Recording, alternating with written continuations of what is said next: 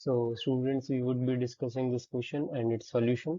The question says, if the angle between two tangents drawn from an external point P to a circle of radius A and center O is 60 degree, then what we have to find is the length of OP.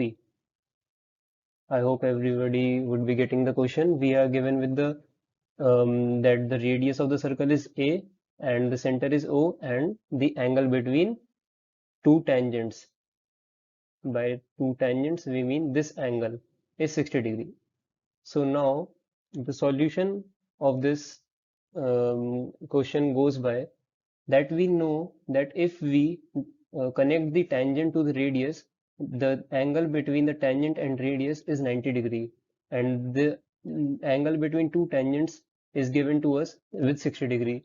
So what we'll be doing is connecting the OP because we have to find its length, and as OP would be the bisector of the angle, so the angle APO would be 30 degrees.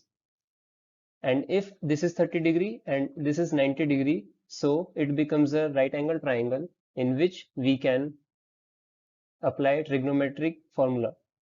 So the angle OPA is 30 degree as OP bisects the angle 60 degree. 60 divided by 2, it is 30 degree, and by applying sine at this angle, sine is perpendicular upon h, perpendicular upon hypotenuse.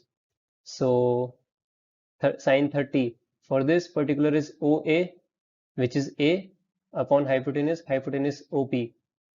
We have found we are applying sine because we need to find this length.